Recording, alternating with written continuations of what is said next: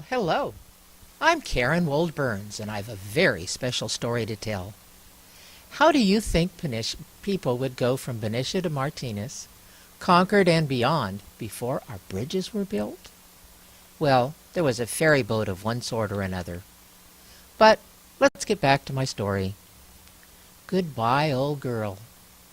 Over 115 years of Benicia history came to an end on September 15th, 1962.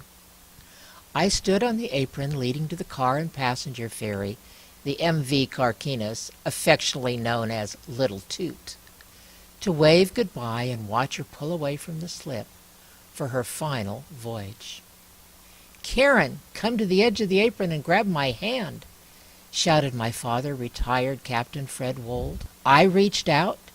He grabbed my hand and literally pulled me through the air, and I landed on the ferry's edge. Wow, what a close call. I had missed plunging into the water by a few inches.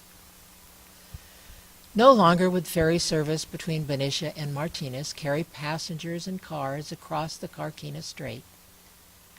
Now cars would whiz across the bridge. No longer would people pause, feed the seagulls as they flew by, enjoy watching the boats as they plied their way to journeys and ports unknown to us, or just sit back and talk to one another during that 10-minute trip. On board were invited dignitaries, the crew, and I alongside my dad. Other dignitaries were waiting on the Benicia side of the bridge entrance above, waiting to make that first automobile crossing of the bridge. We reached our prearranged spot almost directly under the bridge and stopped. A whistle was blown, and we watched as the caravan of cars began that monumental first drive. Oh, the water was filled with fireboats shooting water, large and small pleasure crafts gliding around us. For those above, it would be seconds. Suddenly, the realization struck me that the hustle and bustle above us and surrounding us was the wave of the future and signaled the end of an era. Get there as fast as you can. Soon, thousands would cross that bridge each day, opposed to hundreds via the ferry. How fortunate I was to be a part of that historic trip. I was even more fortunate when the captain invited my dad and I into the wheelhouse one final time, and we both helped pilot the ferry for a few minutes, just as I had done alongside my dad over the years.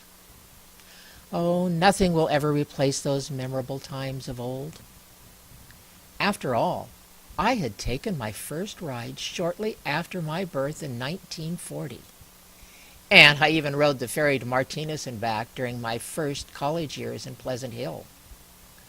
I had the opportunity to be an integral part of that life of yesteryear, and now to go forward into tomorrow.